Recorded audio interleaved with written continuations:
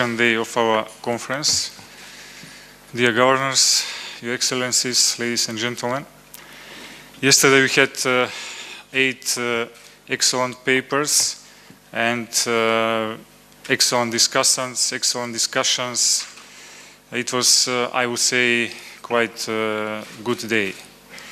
Today we are continuing our conference with policy panels. We will have today 2 policy panels. In the first panel will participate governors, and in the second high representatives of international financial institutions. But before we start with panels, we will have our keynote lecture made by Governor of the National Bank of Belgium, Mr. Jan Smets. And at this occasion, let me express our gratitude for having him here with us. The moderator of the first panel will be Mr. Peter Sanfey, Deputy Director for Country Economics and Policy at the Economics, Policy and Governance Department at EBRD. So, not to take more time, we'll start with the keynote speaker, Governor of National Bank of Belgium, Jan Smets. Jan, please.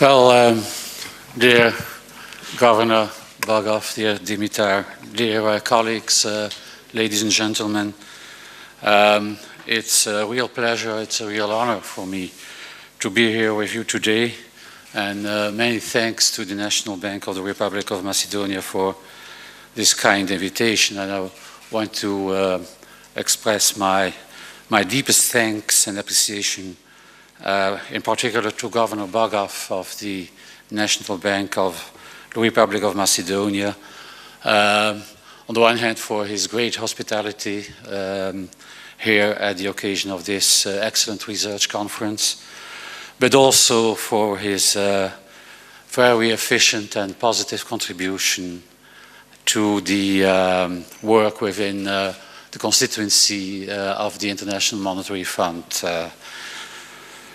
So, ladies and gentlemen, the last decade has been a challenging one for policymakers, and not the least, I would say, for central bankers.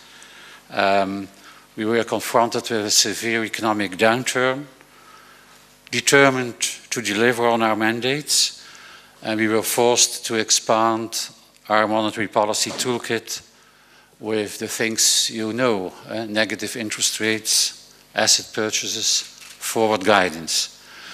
And overall, these measures have been, I think, very effective and helped set in motion the current synchronized global upturn. But notwithstanding the economic recovery, central bankers cannot yet rest at ease.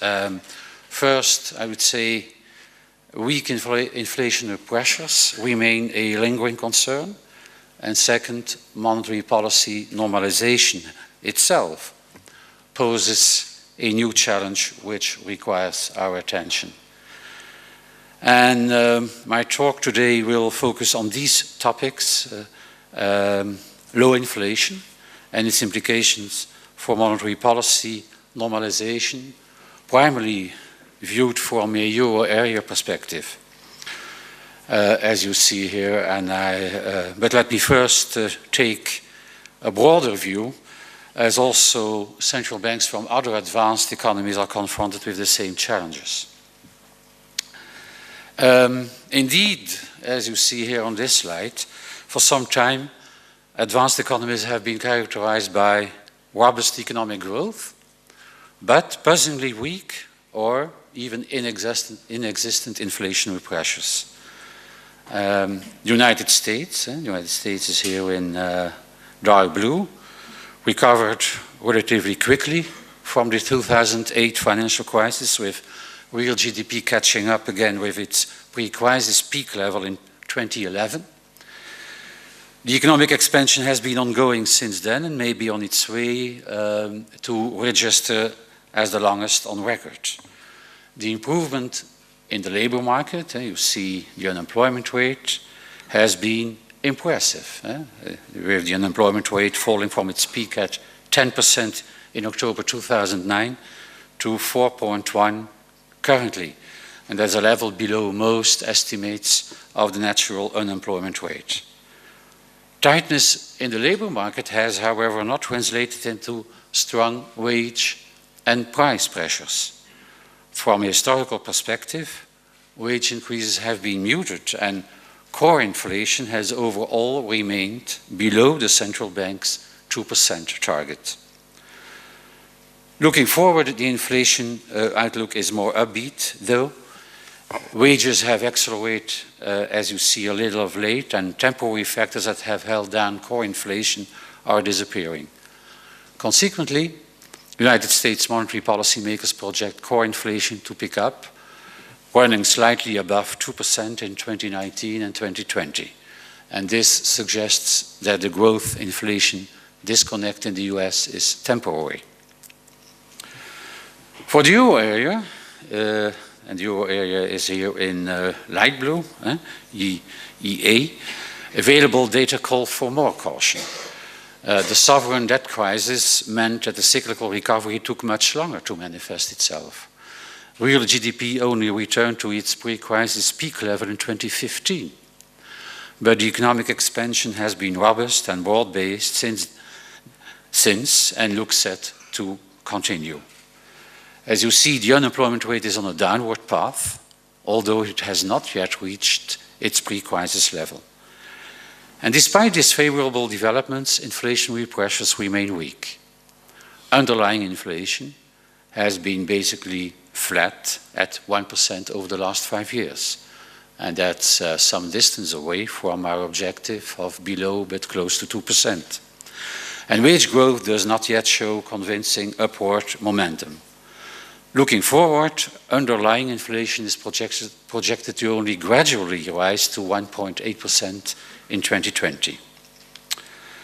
And then we are moving to the red line, which is Japan. In contrast to the euro area and United States, nominal weakness has been a permanent feature of the Japanese economy over the last 2 decades.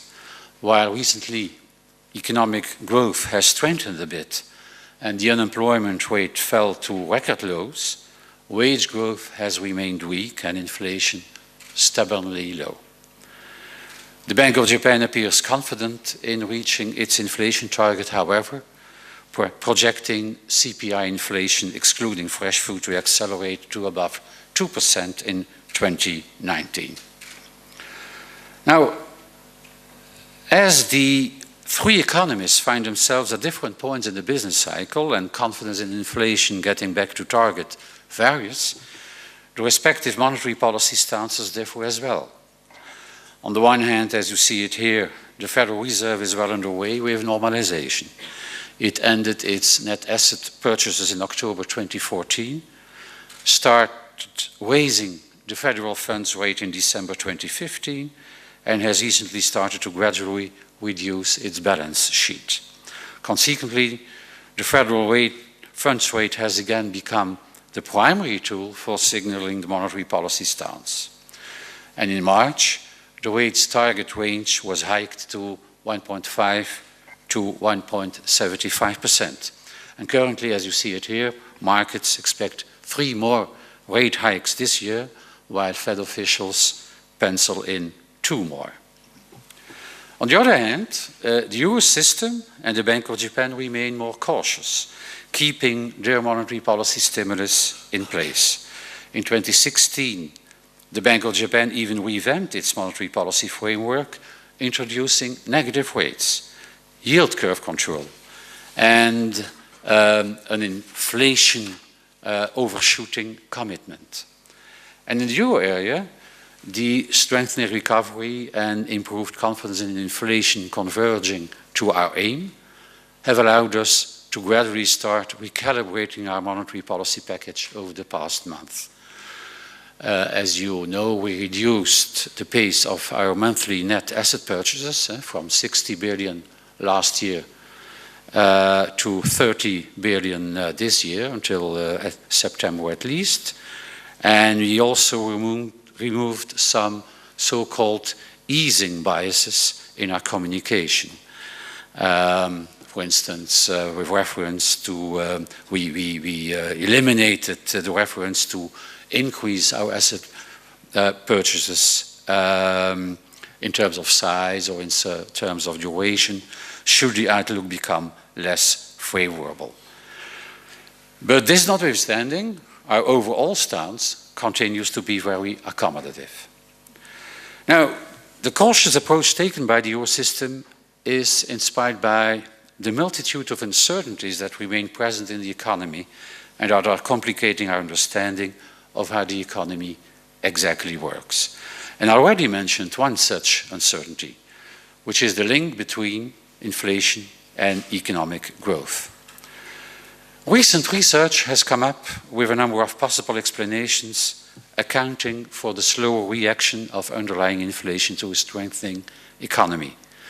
And one entails that despite the robust recovery, labor market slack might be larger than presumed. For instance, in the euro area, what we call the broad unemployment rate, you see it in the yellow line on the left side, which is including discouraged work seekers and employees working part-time, but who would want to work full-time, rose considerably more strongly during the crisis than the conventional unemployment rate.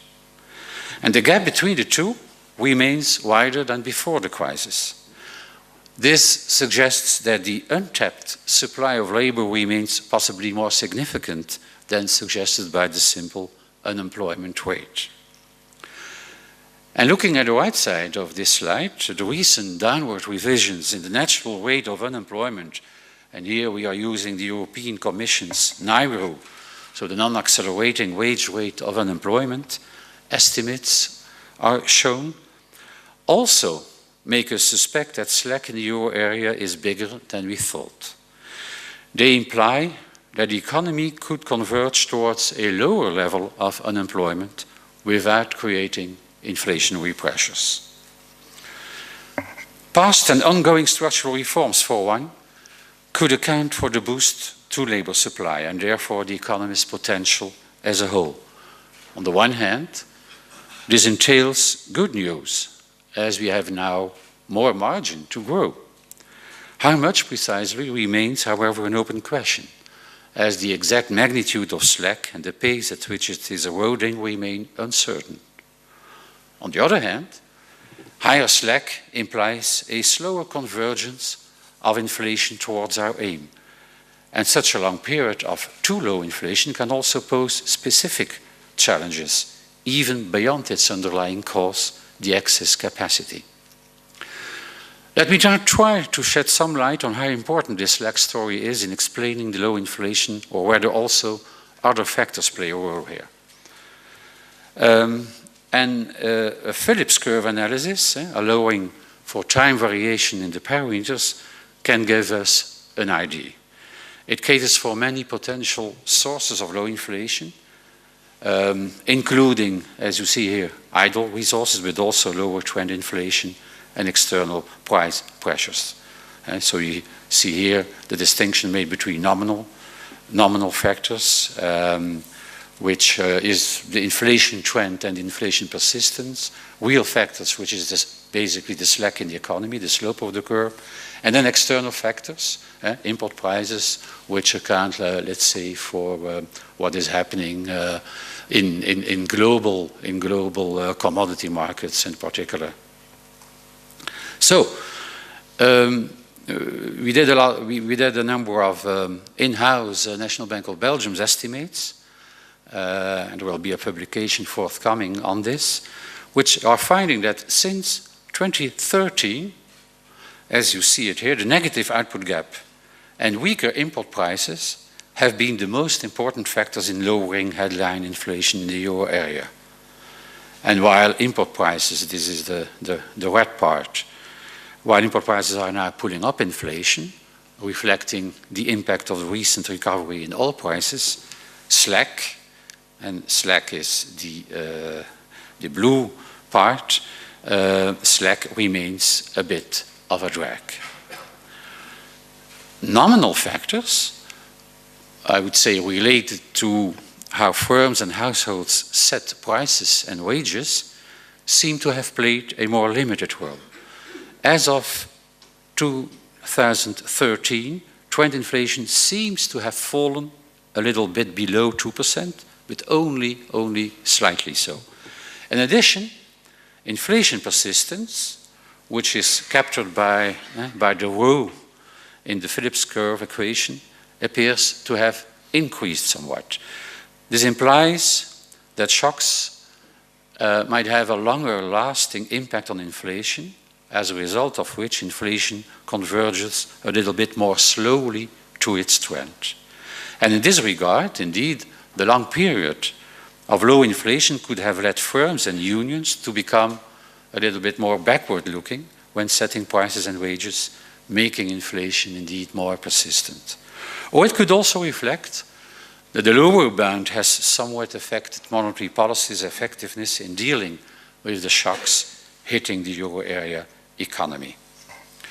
Now, as the euro area expansion proceeds, most of these disinflationary forces should disappear. And as a result, inflation should recover to our target of close to, but below 2%, albeit perhaps a little bit more slowly, given the higher inflation persistence. I would like to add that another uncertainty that warrants a cautious monetary policy approach concerns the level of the natural rate of interest. Of course, our estimates about its level are always a bit of a guess, as the natural rate is, I would say by definition, unobservable. But what several studies suggest, however, is that it has fallen in several advanced economies since the crisis.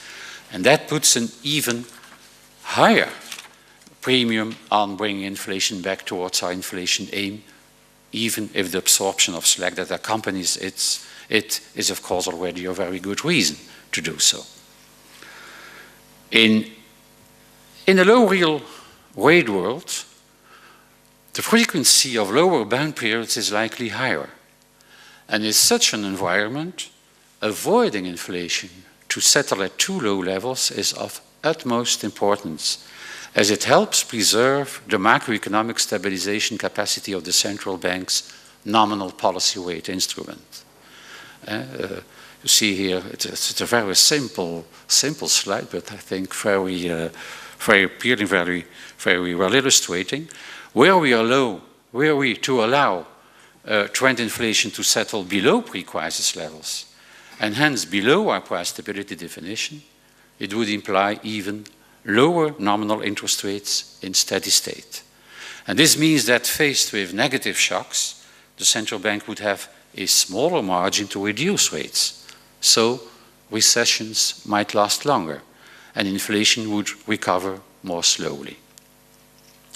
True, as we know, faced with the lower bound, the central bank can use non-standard measures more often. But yet, such unconventional measures, asset purchases, negative interest rates, for instance, while effective, are typically seen to have more side effects, including on financial stability, and they also have limits. Because of the firm commitment to bring inflation back in line with our inflation aim, I thus believe that the prudent, persistent and patient monetary policy approach followed by the Governing Council of the European Central Bank so far is fully justified. The different environment that we are operating in since the crisis should make us more wary of past relationships guiding our decisions today and tomorrow. And these will continue to be supported by cautious monitoring of actual data, in particular wage growth and underlying inflation. The conditionality is embedded in our reaction function in the form of the concept of what we are calling SAPI. SAPI meaning sustained adjustment in the path of inflation. It entails that inflation has to move in line with our aim of below but close to 2% in a sustainable way. This requires that three criteria, namely convergence towards our aim, confidence and resilience have to be fulfilled. At present, I can tell you that we are increasingly confident that inflation is on a rising path and converging to our objective in the medium term. But it lacks still some resilience, though, as it still relies on our monetary policy support itself. And therefore, our monetary policy package remains in place for now. This is fully consistent with our primary objective of realizing price stability. And in doing so, we give the economy the time to tap its full potential. And the steady-hand approach of monetary policy, I think, should also pay off in the future. For one, it helps ensure that when we start normalizing, we will be able to do so in a durable way, meaning in an economy where the nominal and real side are sufficiently strong.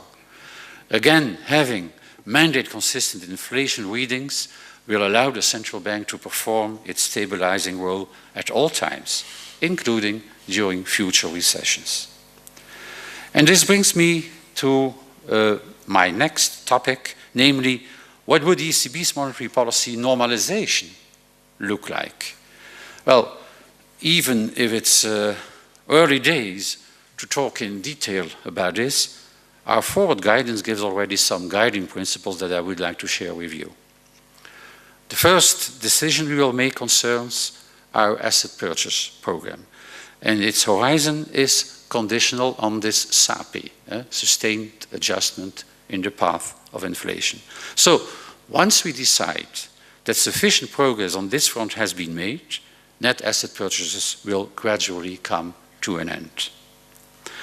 By reinvesting maturing assets for as long as necessary, we ensure that the stock of assets on our balance sheet will remain stable for a good while, and that the downward pressure on long-term interest rates will persist. In other speeches, my fellow Belgian colleague, but now chief economist of the European Central Bank, Pieter Praat, has already shown very convincingly that reinvestment policy indeed has a very persistent impact on term premia. Likewise, our continued pledge to keep key policy rates at their current levels well past the end of net purchases has assured in the past and will assure in the future that the short end of the curve remains firmly anchored at low levels. And as we move further in time, the main instrument for shaping the stance will again become the key policy rates, including forward guidance about their likely evolution. As such, our communication will likely be further specified and calibrated to ensure that inflation continues to evolve in line with our objective. Evidently, we will continue to inform markets to the best of our ability about the state of our thinking, about the way forward, making adjustments to our policy as predictable as possible. Predictability and gradualism, these are things which also, and this will be the last part of my speech, which also should limit the spillovers to Central, Eastern and Southeastern European countries when we decide on normalizing our monetary policy. As you recall, indeed, the Federal Reserve taper tantrum of May 2013 did lead to sizable capital outflows from catch-em-up economies, including in this region. However, the monetary policy tightening alluded to in Ben Bernanke's tapering speech came as a surprise to financial markets. As said before, the ECB's monetary policy normalization aims to be gradual and predictable. Moreover, since then, and very fortunately, CESEE countries have taken steps to reduce their vulnerabilities. Most of them now have deeper local currency debt markets, smaller macro imbalances, and stronger macroeconomic frameworks. Nevertheless, as you see, these countries are still exposed to a tightening in global financial conditions due to their generally elevated external liabilities. At 56% of GDP on average in 2017, most of these countries have a relatively high external debt ratio. Vulnerability to a rise in global rates varies greatly across the region, however, reflecting not only differences in debt levels, but also in the structure of countries' external liabilities, including the role of foreign direct investment versus more volatile capital inflows in those liabilities, and the shares of foreign currency and short-term debt. Hence, I think that the countries concerned should take advantage of the current stronger global economy to continue to build resilience to changes in external financial conditions. Structural policies to foster higher productivity and sound fiscal and financial policies remain key. Ensuring efficient corporate insolvency and restructuring frameworks would also help achieve faster and less costly resolution of repayment difficulties should they arise when global financial conditions gradually become less accommodative. So, summing up, the robust non-inflationary growth that we are experiencing now in the euro area should make us, I think, central bankers neither satisfied nor anxious, but rather patient. Uncertainty, for instance, about the underlying strength of real variables, calls for a steady-hand monetary policy, finding first confirmation from the nominal side of the economy that price pressures are sufficiently strengthening. But believe me, I am confident that inflation will sustainably converge to our aim. I thank you very much for your attention.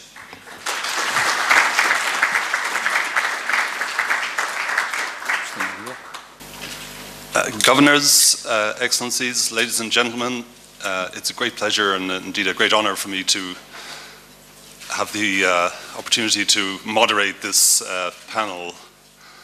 I'm absolutely delighted to be here once again at this annual conference. I'm a long timer at this conference. I think it's a fantastic event, and I congratulate Governor Bogov and the whole staff of the National Bank of Macedonia and the superb organization of the both the formal events and the social events also. It's been terrific, so thank you.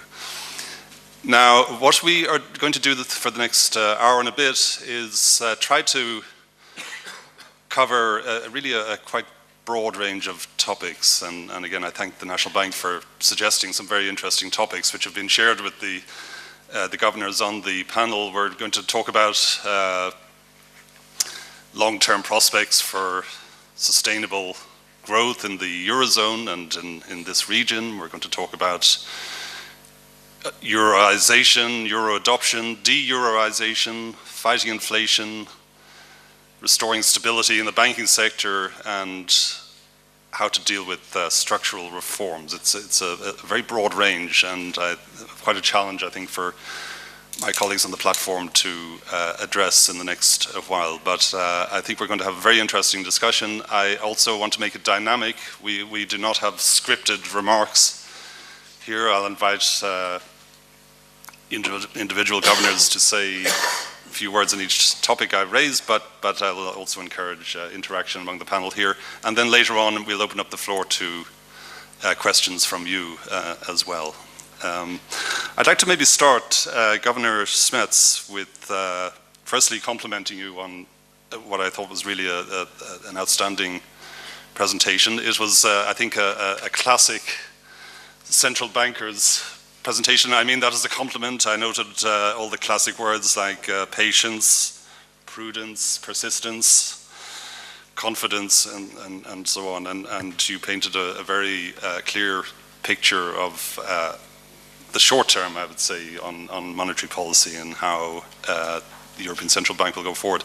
I wonder, could I ask you to maybe go a little bit beyond this to the real economy and what we can expect in the Eurozone over, let's say, the medium term. So you painted quite a benign picture, one of your early slides with the 4 panels, falling unemployment, rising output, and so on. The question that I think everyone will want to know is this really sustainable? We've had a good year or two in the Eurozone. That's very important for the countries in this region. Is it sustainable given the various risks, the various pressures, both in the short term and in the medium term? Thank you for the compliment, first of all, and thank you for the question. Well, my short answer would be yes, it is sustainable under certain conditions. Let me elaborate a little bit, explaining why I think it is sustainable and where the risks are in our view. The sustainability first, we are doing quite well. Year on year, in the fourth quarter, the growth in the Eurozone was 2.7%. That's well above the latest potential growth estimates of around 1.5. So that's absolutely fine. With strong employment gains, the number of people employed in the euro area have increased by almost 7.8 million since the trough in mid-2013. So, first message. Second message, domestic demand has been strengthening. So consumer spending is being driven by steady growth in households' real disposable income. And in particular since 2016, it's employment growth, together with a perhaps too gradual, as I said, increase in compensation, which has become the main driver of households' real disposable income. And in addition, company investment has picked up. There is some need to replace investment, but also it has been boosted clearly by our monetary policy and by the better lending conditions. All this can be very clearly illustrated. Third, going forward, what do our projections say? Well, reflecting these positive developments, continued growth. This year 2.4, next year 1.9, and in 2020 1.7. These are the latest projections of the ECB staff, which were revised upwards lately, by the way. And this is still growth above potential. There is a slowing pace because of, let's say, the gradually fading away of some tailwinds. You see more and more in some countries, including mine, including some regions of mine, I would say, labor supply shortages. You have also, let's say, a less favorable, perhaps, global environment and the delayed impact of the euro appreciation. But that's okay. Fourth and last aspect I want to mention are the risks. What is the view on the risks? Well, our view is that as far as the real economy is concerned, the risks are broadly balanced. There are upward risks because we may perhaps have been underestimating, let's say, the cyclical upswing, but there are downward risks. And I would, 3-4 years ago, when we refer to risk traditionally, and we saw them more within the euro area. 3-4 years ago, there was still an important fragmentation. We had the problems with Greece, as you know, and so on.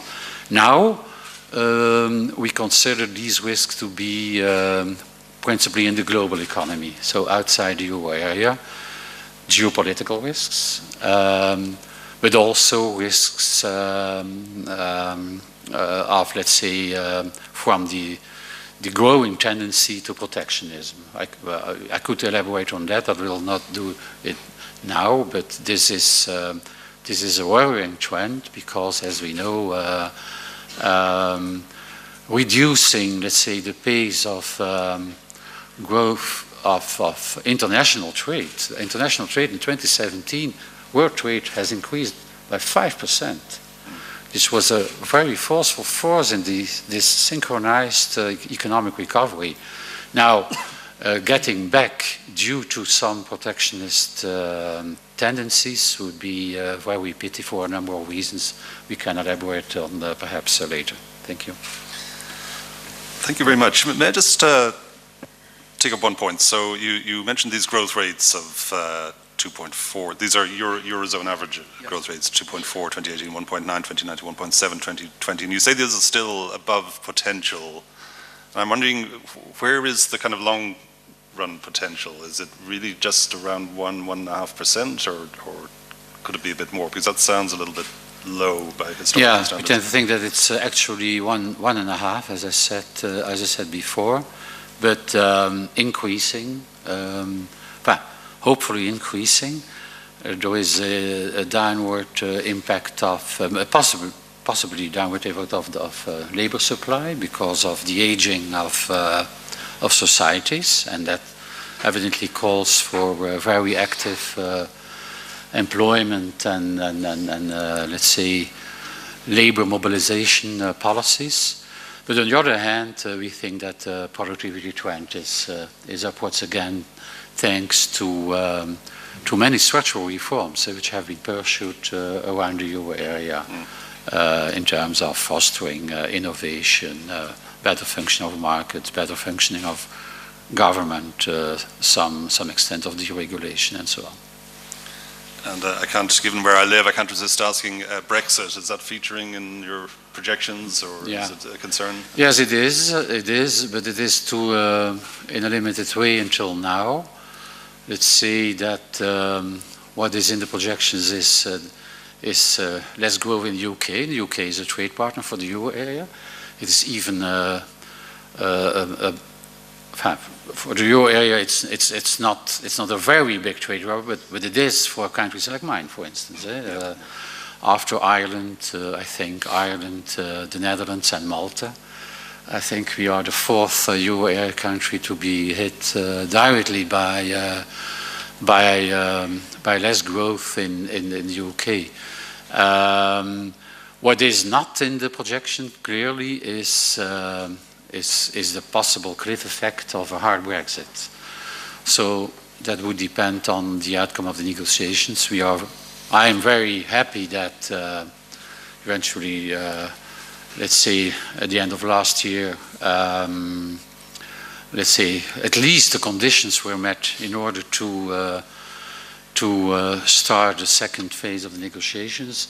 But the uncertainty about the outcome and about what the trade relationships between the EU and the UK will be in the future remains very, very important, and it's waiting on investment, but I think principally in the UK, if I may say so. It is fortunate that this Brexit issue came up together with, let's say, a reinforcement of the cyclical recovery in the euro area. And it is also reassuring to observe that this Brexit, together with many other things, we had a tax, we have elections. Not to say that the tax and elections, I'm putting them on the same foot, but all these were events causing possibly uncertainty. That all this, the Trump election also, did not basically derail the euro area economic recovery. Yeah. Okay, thank you very much. Maybe I can turn from a country, Belgium, which is a founding member of the European Union and founding member of the Eurozone, to the European Union's newest member, Croatia. So Boris Vujcic, Croatia is a member of the EU now for nearly 5 years. It's not yet in the euro, but I know this is something that's very much on your mind. Can you tell us a little about the the challenges Croatia faces as it moves towards Euro adoption, particularly the challenges you face as Governor of the National Bank of Croatia. Thanks, Peter. First, thanks for inviting me again to this conference, Peter. It's always a pleasure to be here and share views with the colleagues here. As for Croatia, I think that Croatia clearly shows that joining the European Union is still a very good thing. I can tell you that that has been also the main driver of the recovery in Croatia. Over the last 5 years, the export growth was really a thing that led the recovery and basically led the structural change of the Croatian economy since we entered into the EU 5 years ago. For example, the goods exports in Croatia today are 40% higher than they were 5 years ago when we joined the European Union. Number of companies, for example, that export in Croatia is today 3 times more than was 5 years ago. And meanwhile, nothing much really happened with the price competitiveness. You know that we keep the policy of the stable exchange rate. So most of the effect of unit labor costs went down. So it's not that nothing happened on the price competitiveness, but most of this is really a result of country joining the EU, and this is what I usually tell my British friends. You know, if it works that way for Croatia, it must be working the opposite way for those that are leaving the EU. And if you look at these white papers that have been done on the UK manufacturing sector, this is exactly what they show, that these I would say implicit barriers to trade, particularly for the small and medium-sized companies, are really important, and that's why, of course, I would say particularly for a small open economy, but for anyone else, joining the EU is still a good thing. Now, we have also recently said that our goal is joining the Eurozone, as I said. That's the next step, and for Croatia it makes particularly a lot of sense because we are heavily Euroized anyway. We have de facto Euroization, which is very high. If you look at the term deposits in Croatian banking system, 3/4 of them are kept in euro, and this is a legacy of the past. This is not something new. When we became an independent country in 1991, 91% of the liability side of the bank balance sheets was in Deutschmarks. So it's an old thing which is still there, but that narrows the degrees of freedom for the independent monetary policy, of course, because banks hedge their liability side, also extending the loans which are then linked to the euro, and therefore 150% of the GDP of loans is linked to euro, which means that depreciation of 10% increases the debt by 15% of all sectors, households, corporates, and the government. So in that sense, there are basically 2 strategies you can adopt to widen the degrees of freedom for monetary policy. One is to try to de-euroize, reverse currency substitution, or the other one is to adopt the euro. For Croatia, it's clearly better to go the second way and adopt the euro for, I would say, 2 reasons. One is that it would take a long time to de-euroize.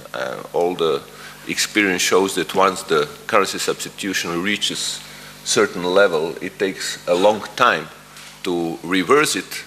And the second is that reversal basically means that you have to do exactly the opposite of what led to the currency substitution. And what led historically to the currency substitution was a secular trend of depreciation of your currency, whereby all economic agents realize that the real value of money is better preserved in a foreign currency. So in order to reverse that, you would have to allow a secular trend of the appreciation of your currency. And that appreciation would have to be strong in order to convince and long term in order to convince the agents to reverse the currency substitution. And that, I think, would not be well received within the business sector in Croatia, particularly exporters. Croatia today runs a current account surplus of 4% of the GDP, and I'm afraid that would vanish with such monetary policy relatively soon. So this is what we want to do, removing the foreign exchange risk from all the credit loan contracts would entail a significant reduction in the risk premium. More so, higher the Eurozone is, and Eurozone is very high, as I said, in Croatia. And also that would allow central bank to also reduce the regulatory burden on the banks. We have reduced the regulatory burden, but mainly through the macroprudential reduction of the macroprudential measures. After the onset of the crisis, we had a very costly macroprudential regulations for the banks before the crisis, trying to stop the rapid growth of credit prior to 2008. So we halved that, but it still remains relatively high because of the Eurozone. For example, we ask banks to keep 18% of their asset side in the liquid foreign exchange instruments.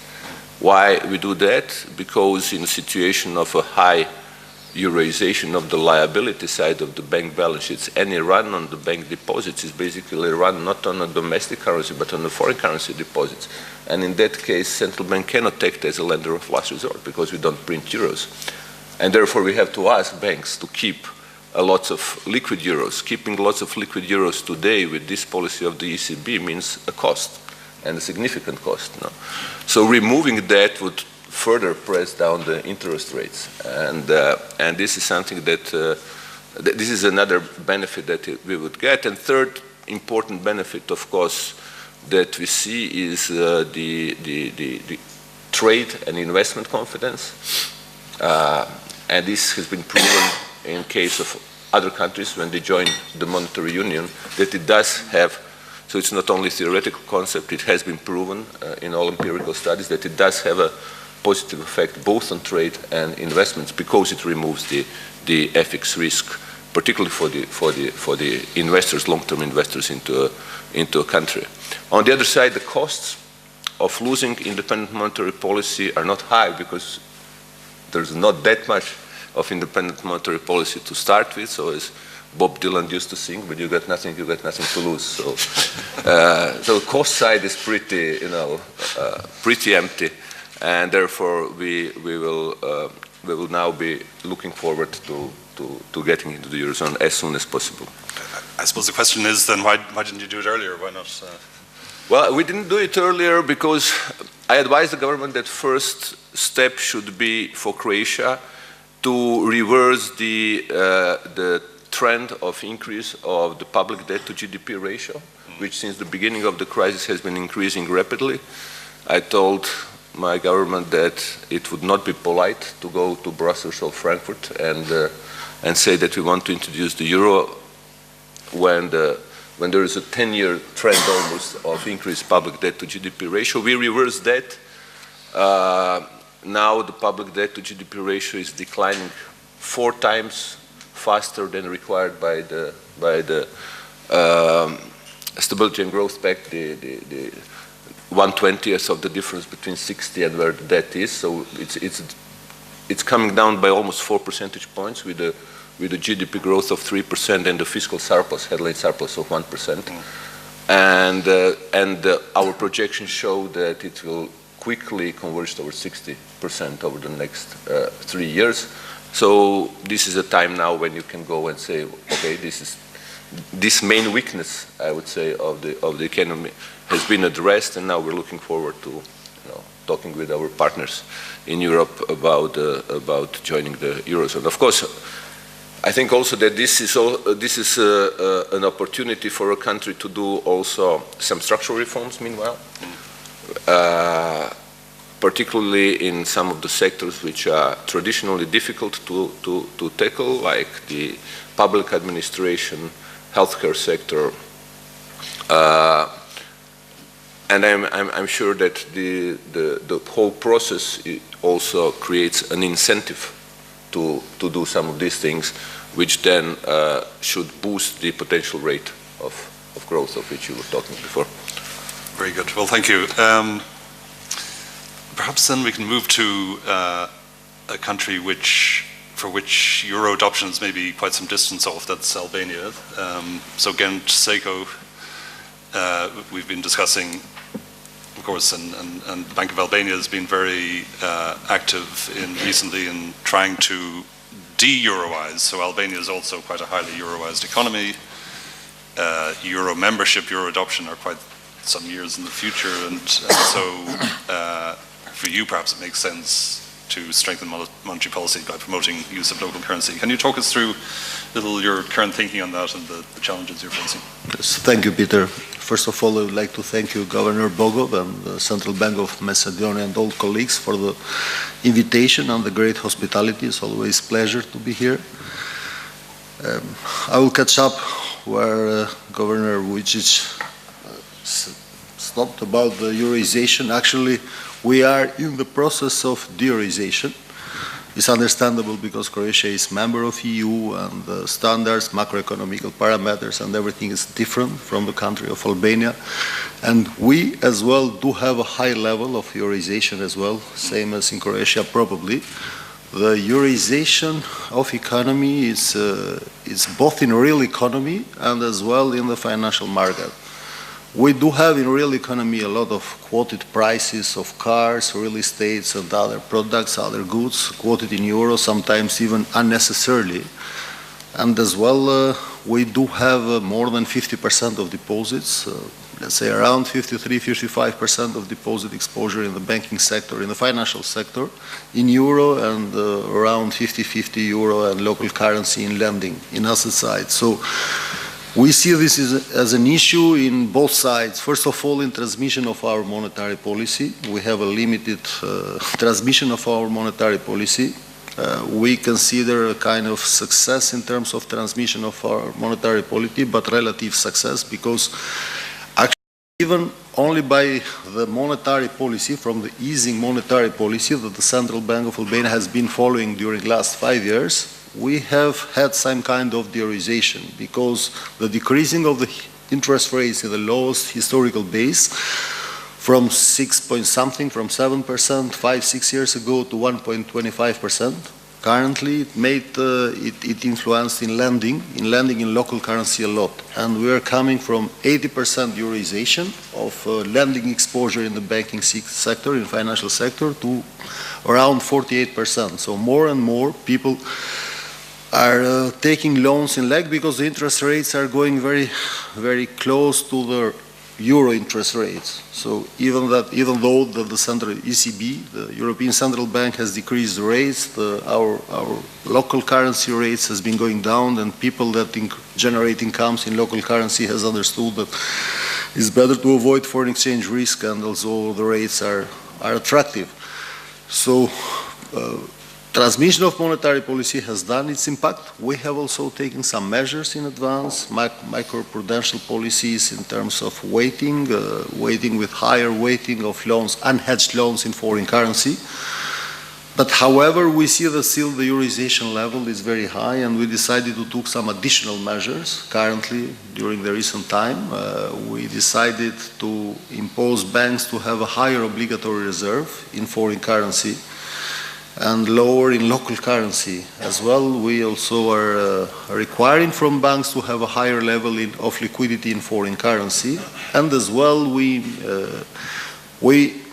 impose the banks to be more transparent towards the forex risk in lending. I mean, for people who are taking loans in foreign currency, because still people are taking loans in foreign currency when they generate incomes in local currency, and they don't understand the forex risk in the future. As a matter of fact, the stability of the local currency, I mean, we have a free forex regime. I mean, we haven't interfered in the market because there have not been a fluctuation, a considerable fluctuation, even not a high fluctuation. Like local currency has been proved to be very stable during last 10, 15 years. We have had some fluctuation, some devaluation of local currency only in the year 2009 after the crisis, when it was the external impact from the crisis in our local currency. But apart from that, I mean, the local currency has been very stable, and people are asking what we are doing. Actually, this is a free regime. We are not doing anything special, but anyhow, I mean, LEC is very stable, and the trust of the people to the local currency is growing anyway. But still, euro remains there. Still, our main trading partners are in Eurozone. We have a lot of immigration. There are a lot of Albanians that bring remittances. A lot of trade, a lot of incomings in euro are in the country. So basically, we do not intend to avoid completely euro. We just intend to decrease a bit, slowly, gradually, the size of euro in economy a bit less than it is. And we intend to avoid artificial transactions in euro in the real economy, which are not necessary. I mean, you don't have a reason why to buy a car or an apartment or whatever. If you have deposits in LEC or incomes in LEC, you can buy it in LEC, and the sellers, I mean, they don't have to quote it in euro because they also operate in local currency in the market.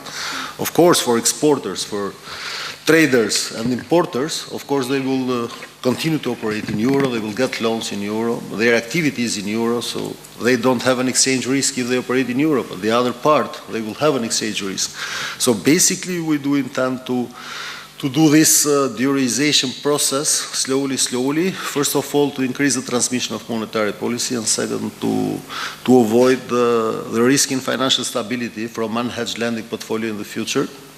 Currently and in the future, we have 25% of our total portfolio of lending unhedged, in euro currency unhedged. We have seen countries like Hungary and Poland, what has happened with Swiss franc, when they had a lot of exposure due to attractivity of interest rates in certain moment, and when there was a devaluation of the local currency, we saw what troubles they face in the financial system, and it was a real, they were close to collapse. We want to avoid Croatia this. too, I think. In Croatia too. So this is the intention. But what is happening currently, interestingly, since local currency has been very stable,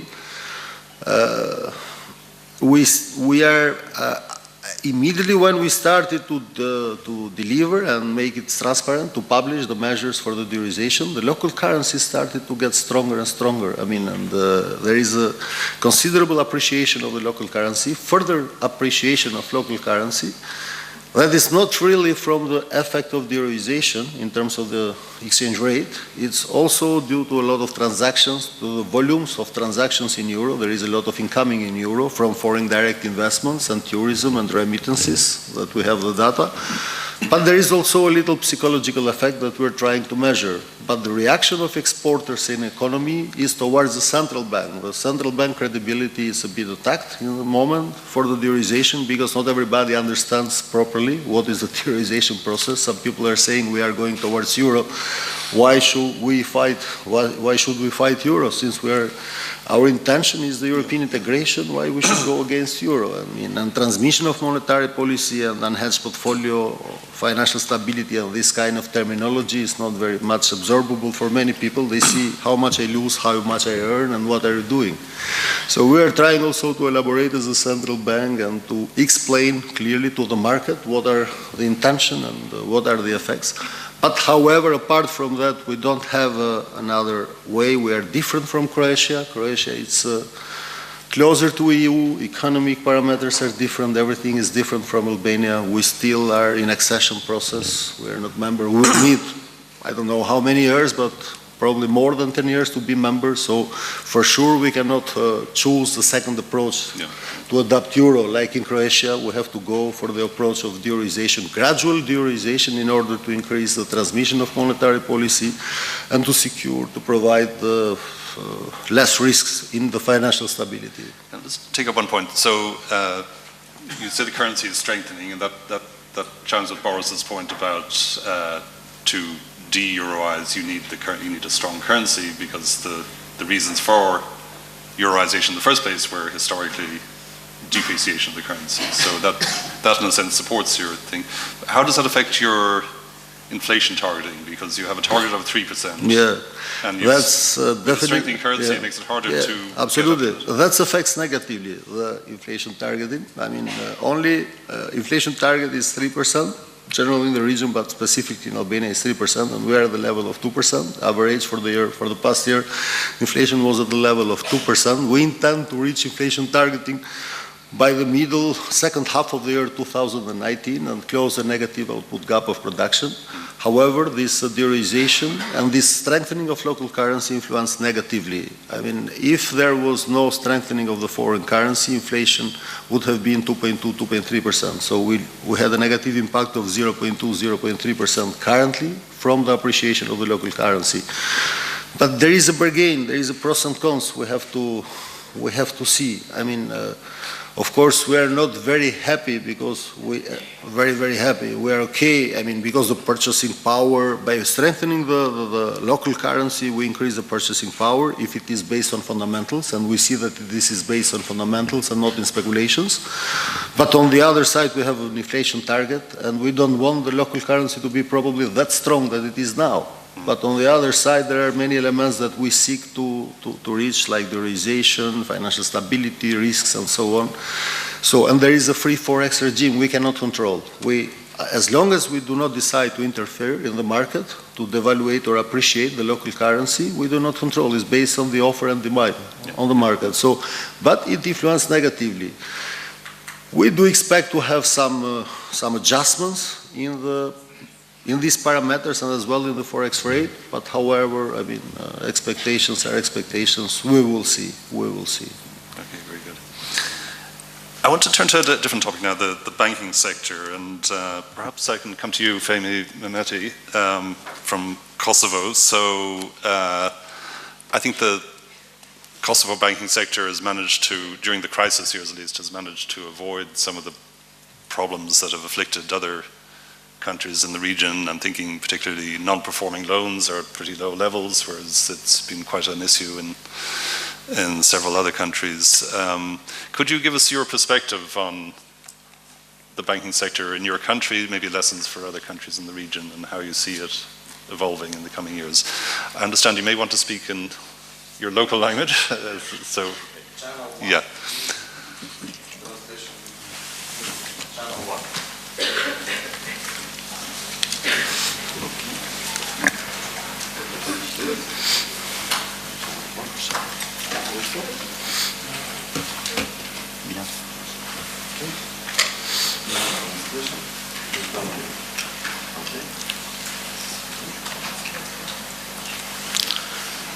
Ju falenderoj, Peter.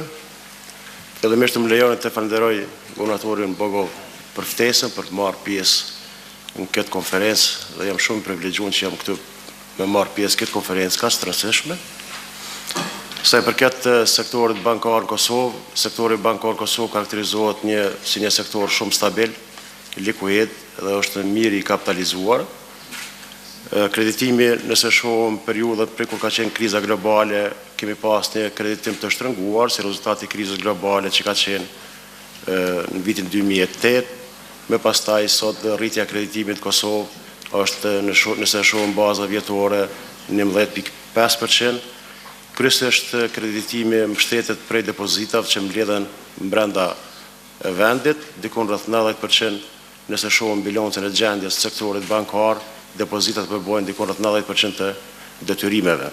Sa i përket kreditimit, më lejoni të theksoj faktin se pjesa dërmuese e kreditimit shkon në mbështetje zhvillimit ekonomik vendit, pra është dedikuar dhe 70% të kreditimit i dedikohet bizneseve, ndërkaq pjesa tjetër i dedikohet persona fizik dhe ekonomive familjare. Prandaj, kjo tregon edhe rolin që çdo ditë është duke dhënë sektori bankar një mbështetje të zhvillimit ekonomik. Po ashtu kemi edhe një rritje të depozitave, nëse shohim baza vjetore 6.5%, dhe njëkohësisht kjo e tregon besueshmërinë që sektori bankar Kosovë e ka te publiku. Kemi një përmirësim dukshëm edhe sa i përket kredive përformuese. Kredive përformuese me dhonat e fundit që kemi në dispozicion kanë shënuar 2.9%, që njëkohësisht ka bo që tre faktorë kanë ndiku, mund thëmë, që kredit e këqija të jenë në nivel kaq të ulët dhe në raport me kredite përformuese mund thëmë që ne sot krahasohemi me vendet Bashkimit Evropian dhe realisht mund jemi dhe më mirë se sa disa vendet Bashkimit Evropian.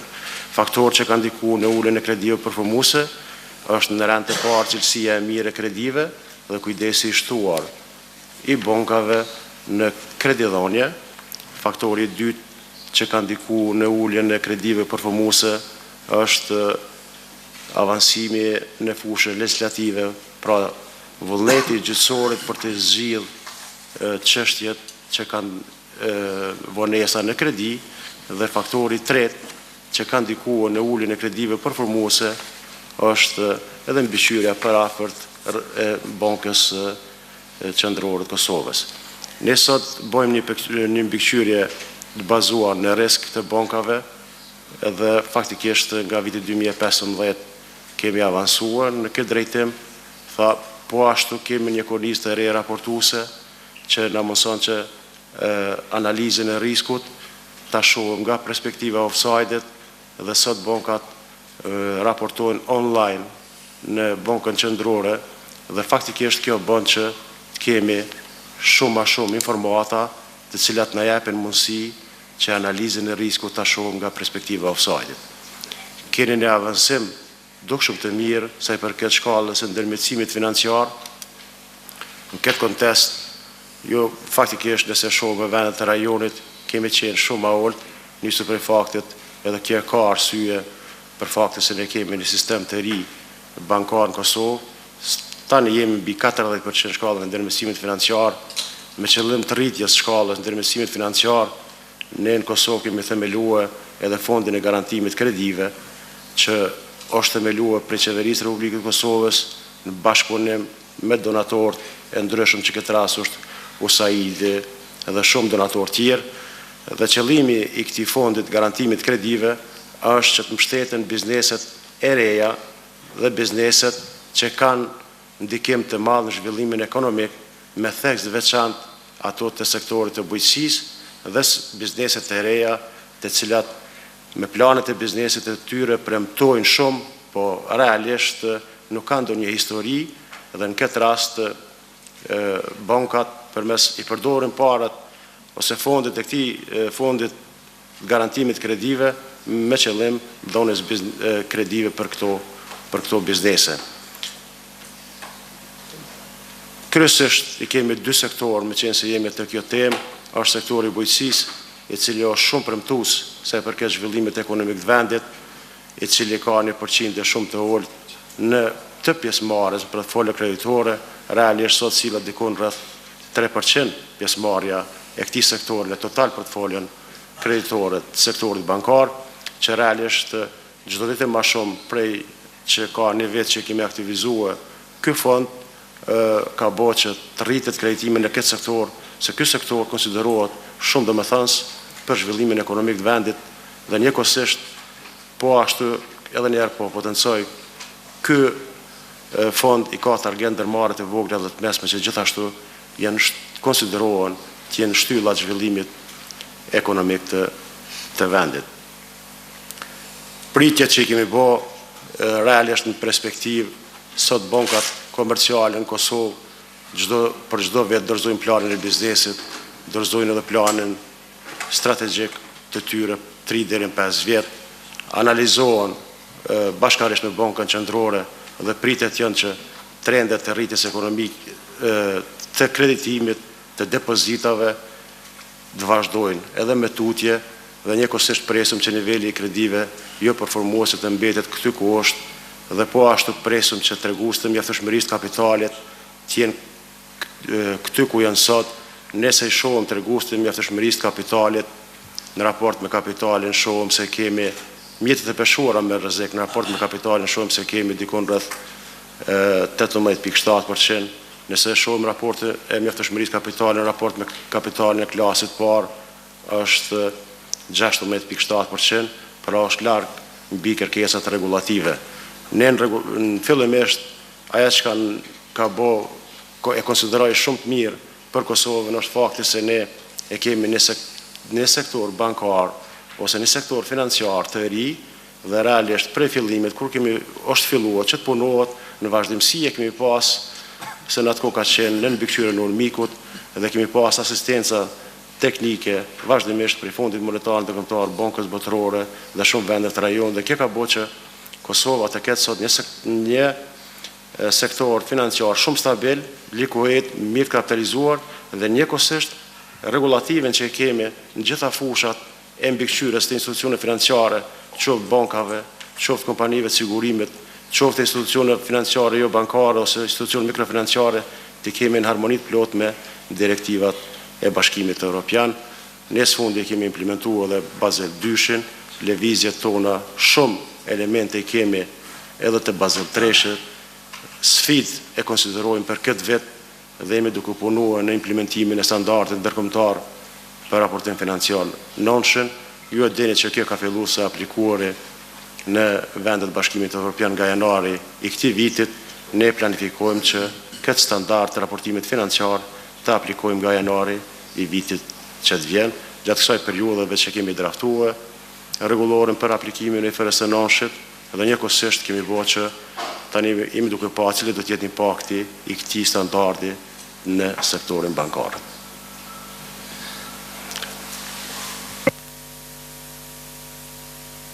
Thank you very much. I can't resist asking you, as a central bank governor, do you regret that you don't have your own currency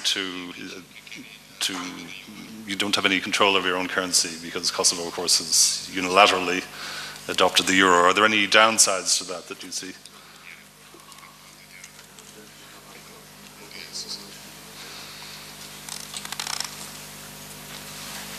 Realisht është fakt që ne dhe Malizi kemi bërë një adaptim të njëanshëm të euros. Kjo i ka edhe unë të veta pozitive dhe i ka unë të veta negative. Në këtë rast, si unë dë pozitive do e kësha përmenë se nuk jemi shumë të ekspozuar sa i përket ekspozimit kursit valutor. Edhe kjo shumë përdorimi i euros si valutë zyrtare e rrit besueshmërinë e publikut dhe njëkohësisht dhe të faktorëve tjerë me të cilët kemi marrëdhënie tregtare dhe fakti tjetër që mund të them që është negativ në raport me mos përdorimin e valutës ose mos pastrit valutën tonë ose në këtë rast ne që kemi valutën euro, është fakti se kemi të kufizuar instrumentet në politikat monetare dhe kjo në një farë forme ta pamundson atë kreditdhënësin e fundit. Mirë po edhe këtë çështje ne si Bankë Qendrore e Kosovës e kemi zgjidh për arsye se deri dikon për faktin se kemi krijuar fondin e likuiditetit në bashkëpunim me ministrinë, me qeverinë e Republikës Kosovës, është themelu fondi i likuiditetit në mënyrë që në rast se bankat kanë problem me likuiditet në proceset ose afat shkurta kohore, ne i ndihmojmë në këtë rast. Mirë po megjithatë unë kisha thonë orën tjetër ne e konsiderojmë si me fat që sot e kemi për valutë zyrtare valutën euro. Thank you very much. Well, perhaps as a final topic then we can move to away from sort of pure central banking monetary policy to more sort of real economy structural reforms. And Dimitar Bogov, perhaps I can put you on the spot and ask you to say a little about how you see, what you see as the main needs on structural reforms. I mean, primarily here in Macedonia, but perhaps more regionally. Oh, sorry, I need to switch this off.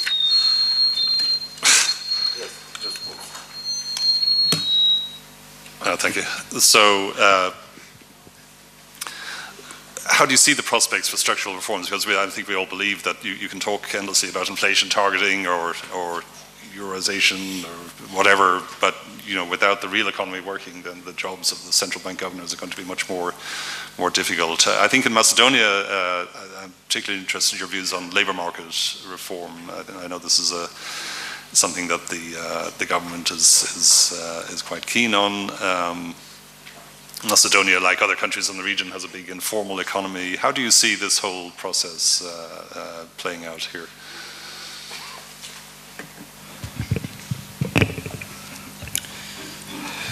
Yes, you are right.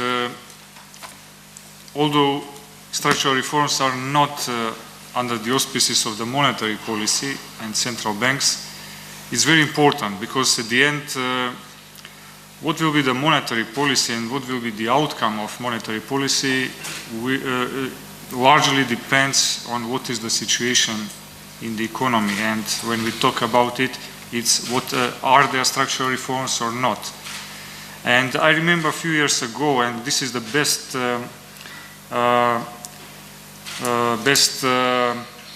showcase how important are structural reforms. A few years ago, the main topic in international community was on every meeting where I was present, there was talk about monetary policy as the only game in town in Euro area.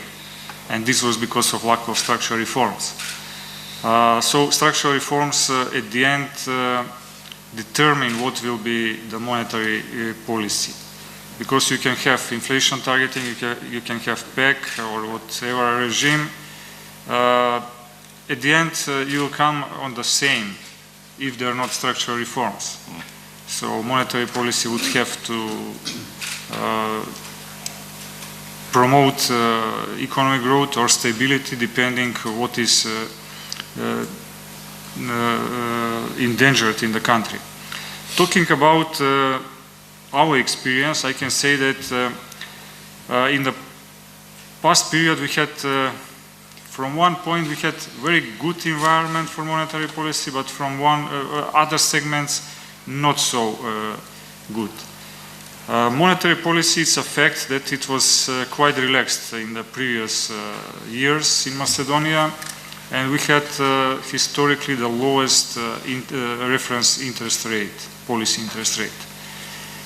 Factors that were contributing to this were structural reforms in economic area, labor market reforms, specific policies for tackling long-term unemployment, and also improving the business environment, where we were ranking quite high in international lists in this area, and active policies of attracting FDIs. All these policies created quite favorable environment in terms that they reduced the current account deficit. They reduced first trade deficit by promoting export. Okay, import was also growing, but net contribution was rising. And we succeeded to reduce the trade deficit from, in the last 10 years, from 23% of GDP to 15% of GDP. This was subsequently incorporated into the reduction of current account deficit, which in the last 7 years is in average around 2% of GDP. So this created very favorable environment for monetary policy in terms that there was no pressure on the foreign exchange market. Foreign exchange market was extremely balanced with such a low level of current account deficit. On the other side, we had other areas where we are not so successful, and those are like rule of law, governance, institutions. So because of that, there was increased political risk, and risk premium was going higher. So you can argue that, okay, we had historically the lowest interest rate, policy interest rate, but if we had also success in these areas, then probably our policy rate would be even lower. Then fiscal policy. We had fiscal stimulus to the economy. Okay, economic growth was benefiting from it, but up to a certain point. After that, it became also a burden on the monetary policy, and again we can argue that maybe the policy rate could be lower if there was more disciplined fiscal policy. So having this in mind, we are coming to the current state where we can discuss what would improve the environment for monetary policy, and from this point of view, monetary policy to have stronger positive impact on the real sector. If we take as given that we had quite good developments in external sector due to promoting export-oriented FDIs in the labor market reforms, then in this area policies should be strengthened, should continue. However, we should move to areas where we are weaker. And we are weaker because the practice shows practice of new member states in the European Union, and also practice of Western Balkan countries shows that EU integration is quite powerful driver of reforms exactly in these areas of governance, institutions, rule of law. It's a fact that in the previous 5-6 years, the Western Balkan region was kind of neglected by this Euro integration. Even President Juncker, when he took charge of the Commission almost 5 years ago, he clearly stated that EU enlargement is not on the agenda. So this sent quite the wrong signal to the region, and there was some reversal in these areas across the region. However, now there are encouraging signs. Recently, President Juncker said that there is clear target about integration of the region, and this could serve as a quite powerful driver for reforms. And we already see some mobilization in the region, also in Macedonia, regarding improving environment in this area. So this could serve as this could bring reduction of uncertainty, political risk, so risk premium can go down. So from this point of view, we could see some reduction of pressure and improved environment for monetary policy. However, fiscal area remains an issue for the whole region. If we compare what were the achievements in the previous period, which we can call as very favorable for public finances, because yields for all countries in the region went down to unimaginable levels, and this was a period which we should have used to consolidate public finances. But when we make analysis for a region compared with Central Europe, Baltic countries, we can see that, for example, Central Europe and Baltic countries have used very wisely this bonanza, I would say, to stabilize their public finances, while in the region this is not the case. So this will be a challenge now when there will be normalization of monetary policy, which means rising interest rates in long term. So in such environment, obviously I see space in fiscal policy for some more efforts in order to improve the general environment. And to summarize, we have, let's say, relatively good policies in external sector. We should continue and strengthen them, reduce political risk arising from governance, institutions, rule of law. EU as a driver will contribute strongly to this area, and it's up to us to make stronger efforts in public finance management in order to create in general quite good environment for monetary policy. And if we have all these elements in place, then it's irrelevant whether ECB will start raising rates sooner or later. Then we will compensate in these areas, and this could serve as a buffers. This would mean that, okay, we are linked, as Macedonia, we are linked to euro, we are pegged to euro, so we need to follow ECB rates and to keep some spread. But the size of the spread depends how successful we are in these areas of structural reforms. Thank you very much. I hope those responsible for fiscal accounts are listening. Of course, the fiscal accounts would be helped if people and companies paid their taxes, and I mean, a problem in this region is the high informal economy. A lot of people are paid partly or wholly under the table and therefore not taxed. I wonder, do you or does anyone on the panel have any bright ideas how to tackle this problem? It is a long-standing one. I know there was significant efforts in Albania a few years ago to do this, but is it something that can be really reduced? Can we get people to register, I mean companies to register employees and pay the proper tax that they're supposed to? It's a question that governors usually do not want to talk about. It's understandable. It's not something that it's in our power, and we usually don't want to give advices to the others how to tackle these issues, but yes, this is a very relevant issue.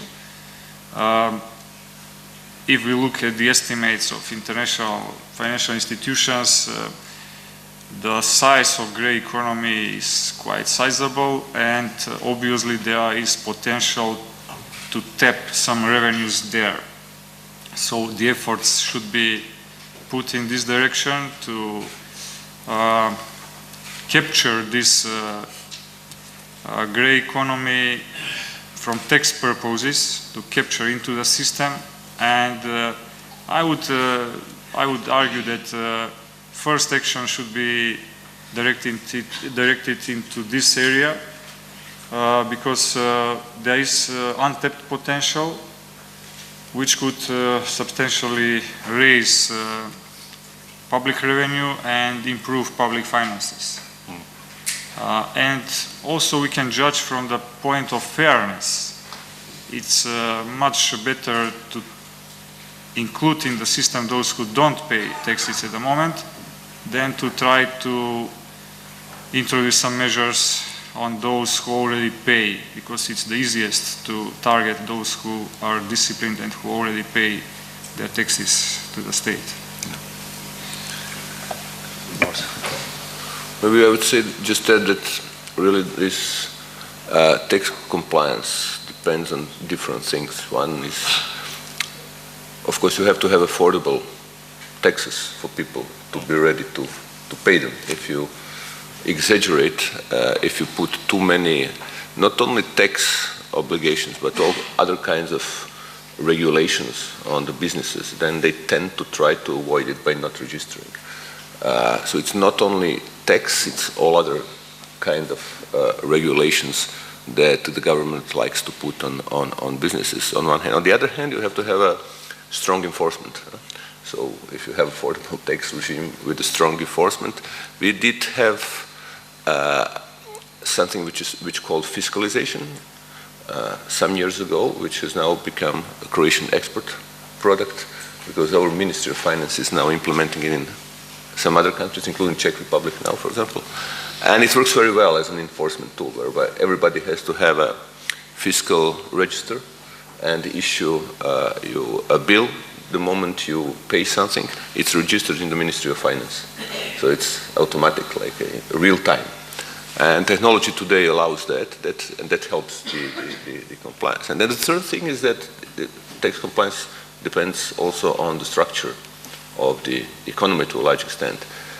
For example, and it goes through, I would say, through cycles. You go from having lots of crafts or people, let's say, in agriculture, etc.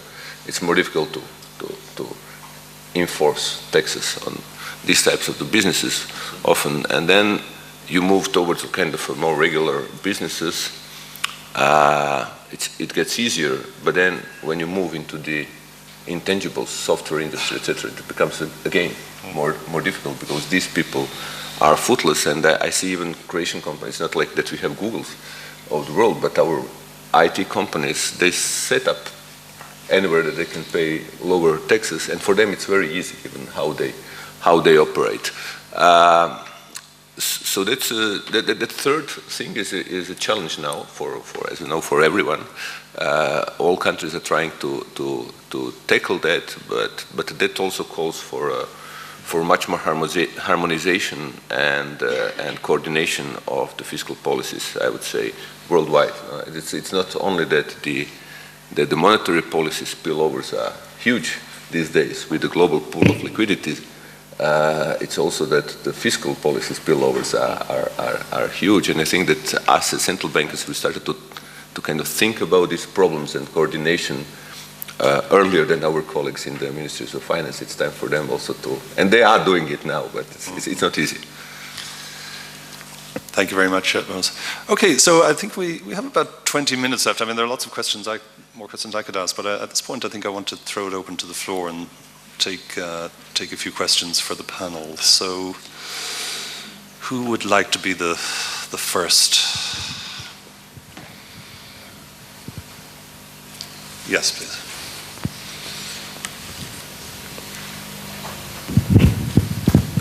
Hello, Victor Kolca from Central Bank of Moldova. This is a question maybe to anyone who will try to answer it. We're a decade after the crisis, and statistically or macroeconomically speaking, we're long overdue for a correction or facing potentially a new recession. Hopefully not. But in your view, do you think the ECB should have taken more aggressive measures to correct or to ease the monetary policy and purchase assets to support the economy? And if in the near future we face a recession, what tools are left in its box, so to speak? Jan Smets, I think this is a question for you to kick off. Well, I don't frequently get the question whether we would have, we should have done more. But now is the day. I think we have been doing what was right. Our policies are, let's say, time dependent and data dependent. So our mandate is very clear. It's price stability. We are clear in our forward guidance, in our communication, in the use of our tools, and at any moment we try to realize on the market the financial conditions which are warranted in order to let's say, generate price stability in the medium term. It's true that we reacted a little bit more slowly, I think, in terms of QE. Than the United States. I think that it's explainable by, let's say, the assessment of that time. It was only in 2015, if I'm not wrong, that we clearly had an assessment that there was, let's say, a risk for deflation in the Eurozone or a protracted period of too low inflation. That we had this recourse to QE, and I think it's fair to say that that these policies have been very effective and efficient. If you look at lending rates, cost of financing, and their impact on both the real economy and prices. Now. Like you, I don't hope that the next recession is imminent. This is not this is not let's say the context we're in. We are still in, as I said in my introductory remarks, in a period where we think that. We need a little bit more inflation in order to, let's say, consolidate the recovery, and we trust it can last. Another thing is that I believe that in order to be better armed when a recession comes, we should try forcefully to complete the, let's say, the institutional framework we are in with our monetary union, or to be more concrete, to complete the monetary union. And there, let's say, if I'm a little bit worried about the way we would be able to face the next recession, that would be the area of my worries more than, let's say, the monetary policy powers and tools of the ECB. We will be able to do whatever is necessary. But in terms of structure and let's say framework of the monetary union, in spite of very important progress, because we have a unified banking supervision, we have a European resolution mechanism, the banking union, the financial union is far from complete. We are lacking a European deposit insurance system. We don't have a fiscal backstop in case of resolution.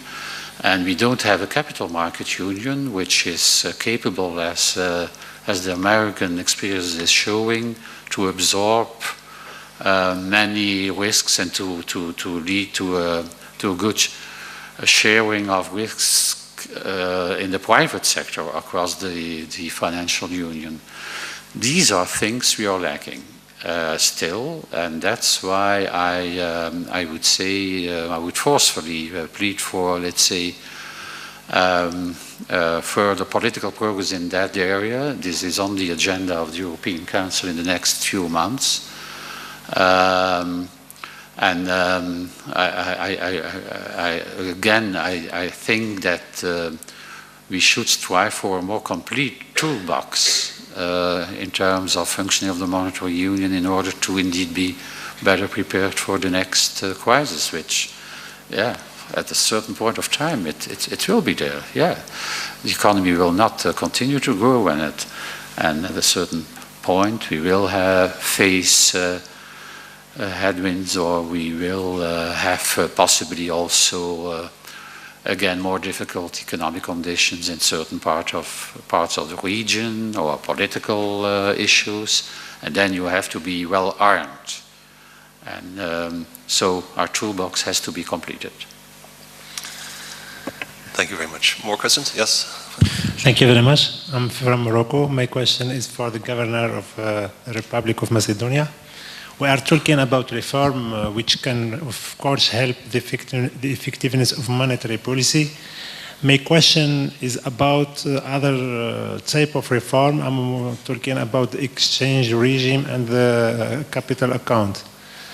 Yes, Macedonia is a small country, and I think now we have a fixed exchange regime. So if there is, I'm asking if there is a debate to flexibilize the exchange regime, because you talk about the convergence in the of the Macedonian to the euro area integration. And I'm asking how the flexibilization of the exchange regime, and how, for example, the reform of the capital operation can help autonomy of monetary policy and effectiveness of monetary policy, and also can help the Macedonian to integrate the euro area and to converge for the other countries. Thank you. Thank you for this question. It's question that enters into the core of our monetary policy setting. Macedonia pursues a policy of exchange rate pegged to the euro, first to the general mark, then to the euro, for more than 20 years. And since 1997, the exchange rate is very stable, without any change. Our practice of this more than 20 years showed that we are quite prone to shocks, external shocks, and also domestic, mostly political shocks. Only when there is, always when there is some uncertainty, there is pressure on the foreign exchange market.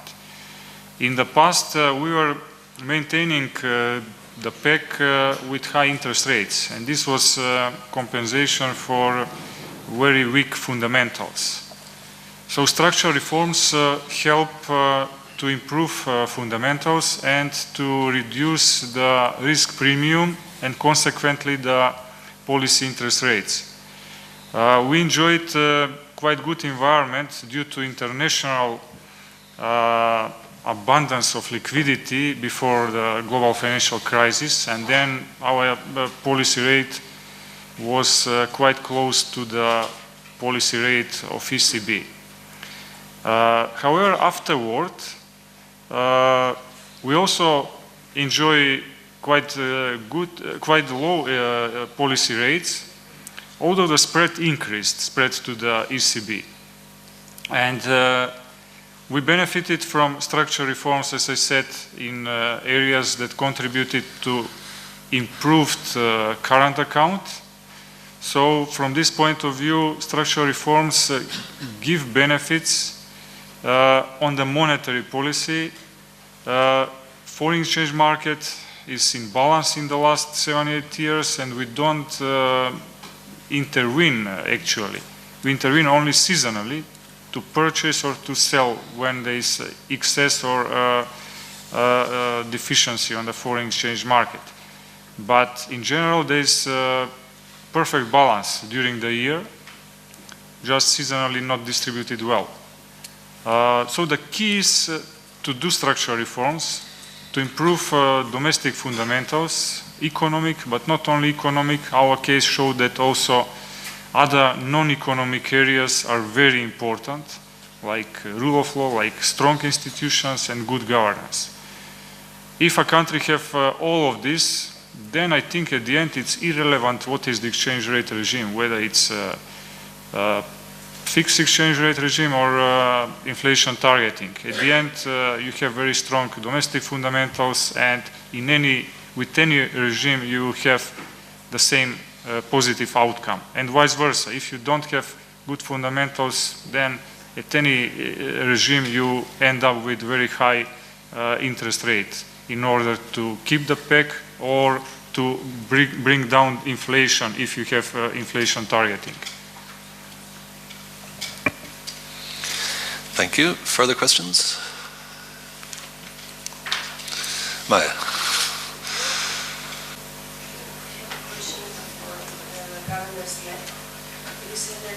Eurozone architecture it's not finished, and that recently on the agenda of the Europeans is establishment of the central fiscal capacity.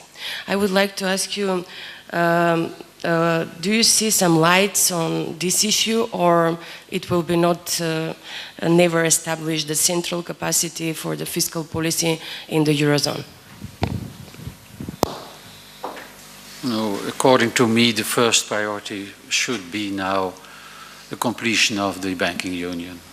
That's at stake, and so meaning you have in the banking union the first pillar, which is working well, I can tell you. The single supervisory mechanism at the ECB is performing very well in coordination with the national central authorities. The second pillar is the resolution pillar. It has been built. I think its performance can still be, I think, improved, but it's lacking there a fiscal backstop, and we talk, as you know, about, and this is important, to foresee such a backstop facility by reform of the European Stability Mechanism. The third pillar is then the deposit insurance mechanism. And then, in addition to that, and I want to stress this, there is the capital markets union project.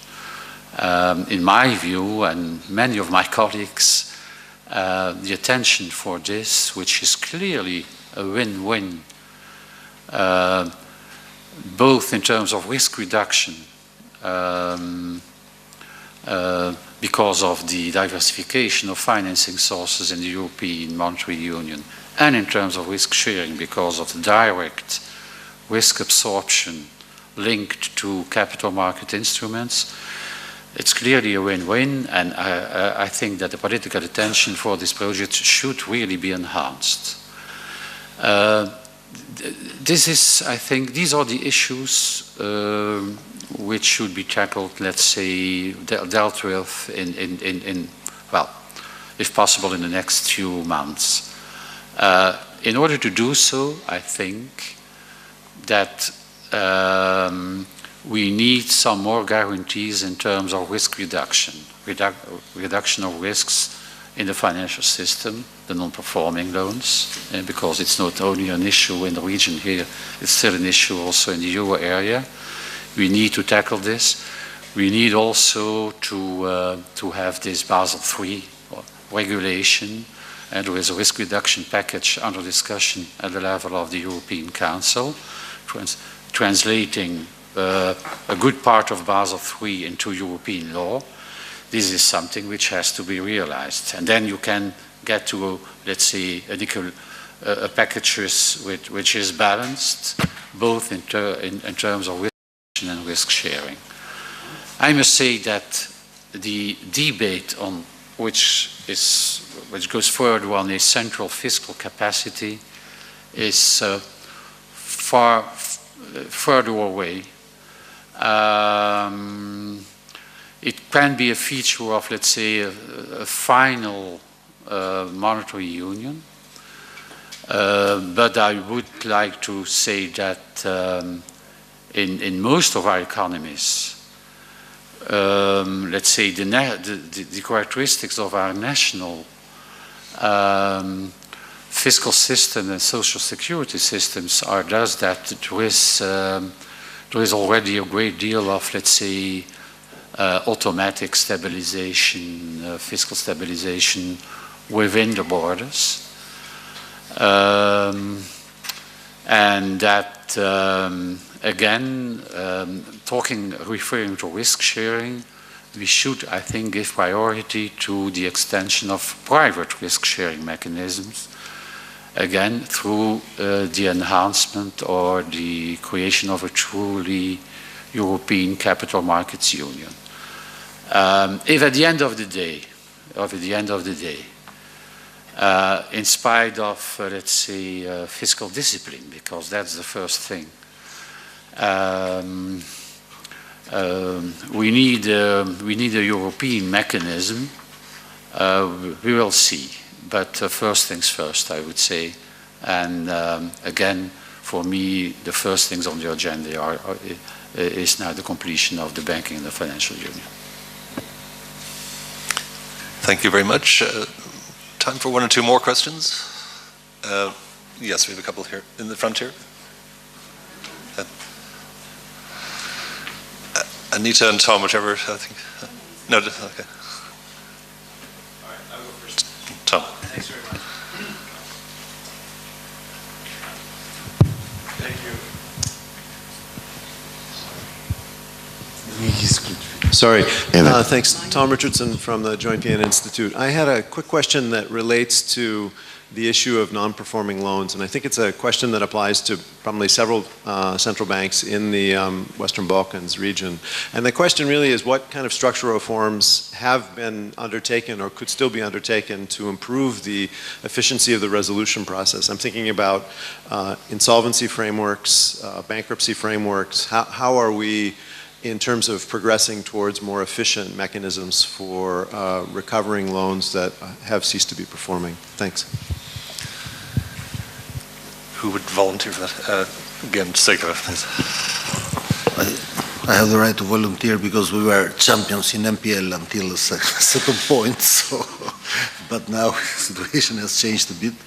So we were until the level of 25% of MPLs 3 years ago. That was alarming. And then we had to seriously address to the MPL situation because it was jeopardizing the whole financial sector. And lending, the risk appetite of banks was really going down because of the MPLs. There was a fear to continue lending. That was actually as a consequence of the financial crisis after the year 2008, 2009. I mean, it was kind of aggressivity before the crisis in terms of lending, not respecting the risk criteria.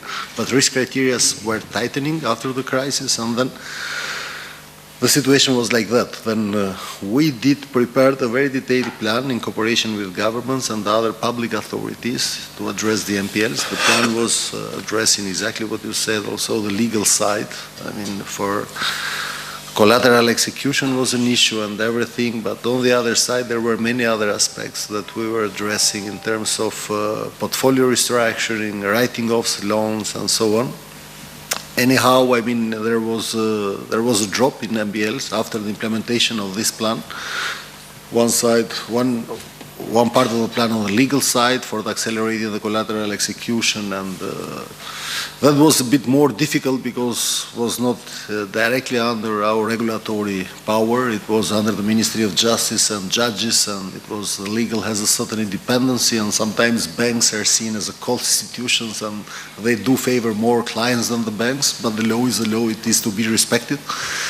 And that situation when NPLs are in such a high level are becoming a danger for the entire economy. It's not a matter of individual cases. So under our pressure, I mean, everybody was sensibilized, and then there was some progress, some positive move.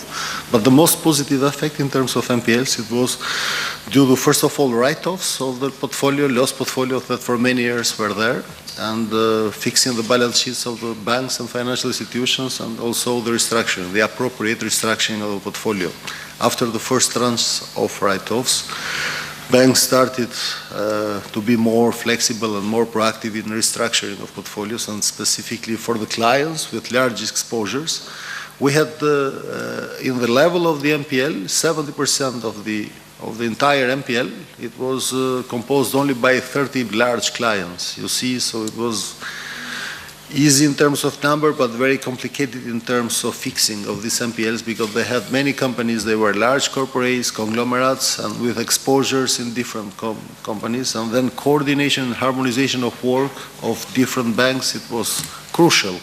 And then the central bank had to take the role of the coordinator of this thing.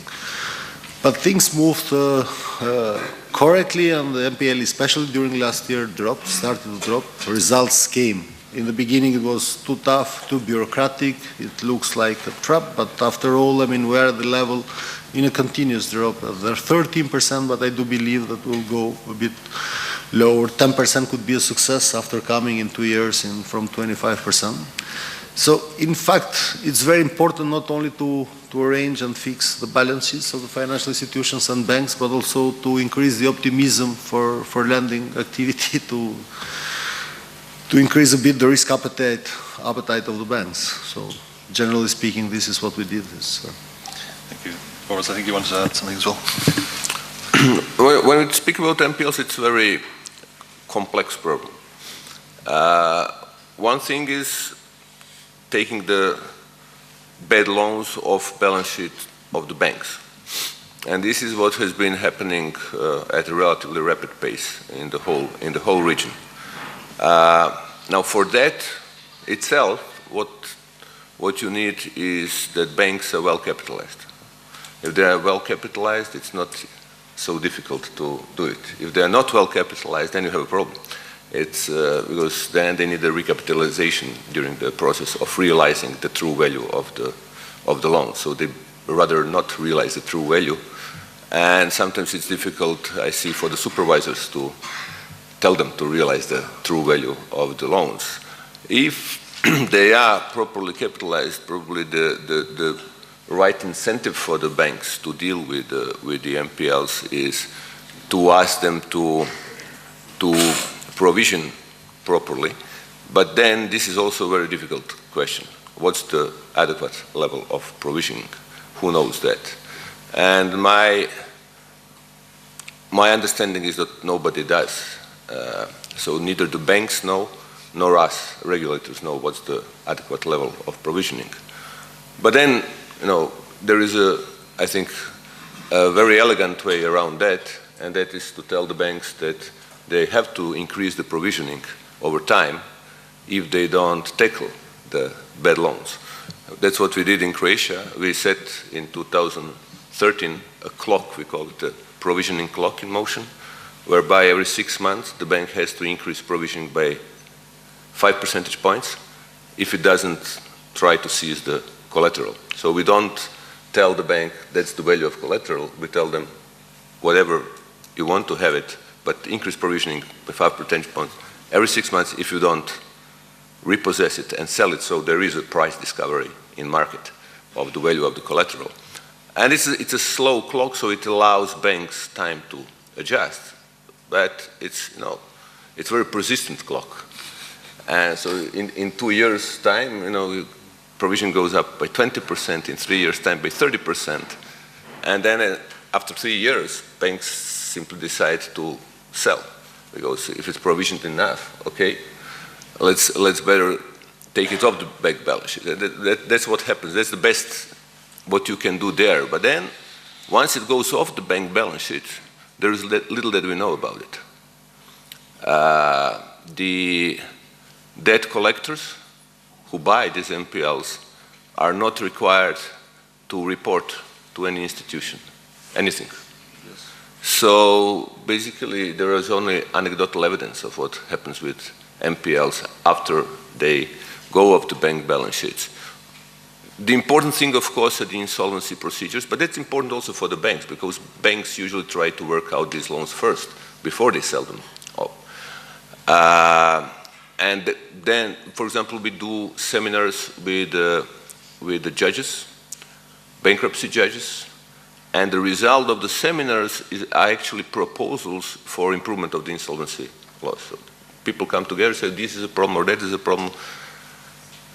And that helps. But much of it actually happens not in the courts. It happens off court in a trading, basically with the NPL. So somebody buys them at 20 cents per euro. Then they go to the original debtor and they tell them, look, guy, for you it's gonna be like you're gonna have a 60% haircut, and we're gonna make 100% on what we. And often that works because the guy can then go to a different bank, leverage himself, because he cannot go to the same bank once he gets into the red.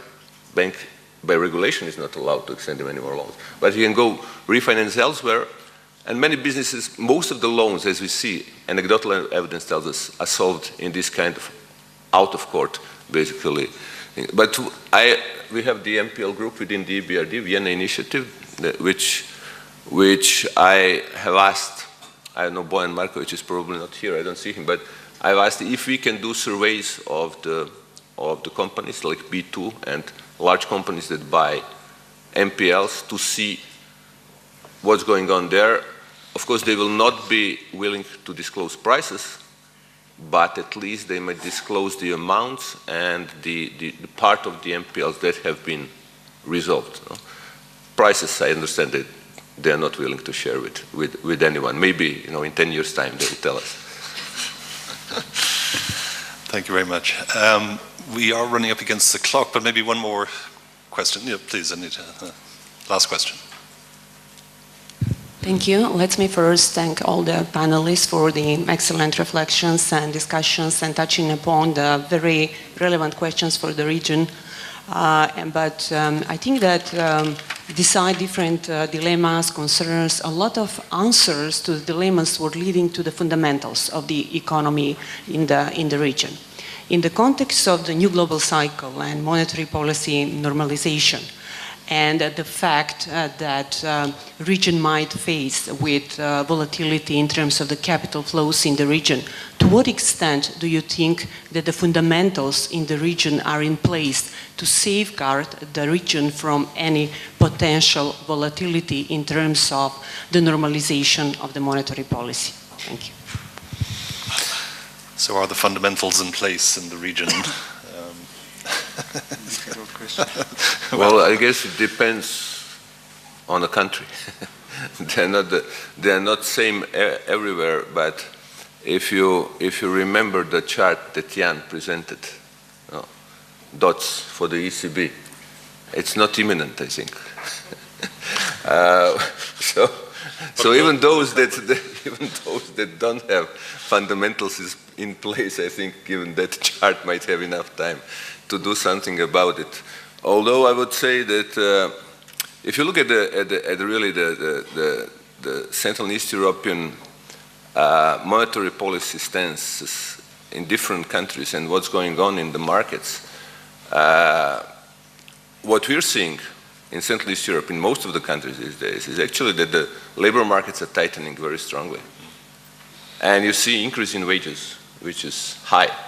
In some countries, maybe worryingly high. In that sense, it might be good for us that ECB starts to tighten earlier, sooner rather than later. Because it's very difficult to have a different monetary policy stance from the ECB if you're a small, open economy so close to the ECB. And given the position, well, the recovery in Central East Europe, again, depending on the country, but mostly has been both structural and cyclical. The potential rates of growth of GDP have been revised upwards, but are still well below real rates of growth of GDP, which means that there is a cyclical component, and the cyclical component even seems to be higher than the potential one if you look by that measure. And then if you look what's going on now in the labor markets, that would call probably for earlier tightening rather than later. And the problem really is there hasn't been a hint about that in an earlier question. Like, what if you have to react later on? Because the cycle changes. It's very difficult to react from zero. So if you stay long at very low rate, it's going to be, particularly for us, I mean, we don't do QE. And what do you do with your rates there? So most of my colleagues that I speak with would be happy actually to see more rapid increase in the interest rates and are less worried about the capital flows effect of the normalization than are worried about this other thing that I just mentioned. Thank you very much, Boris. I think we'll draw to a close there. It is lunchtime. I'd like to thank the 5 governors for really brilliant interventions, making my job very easy, and I'd like to thank all of you for attending as well. Thank you.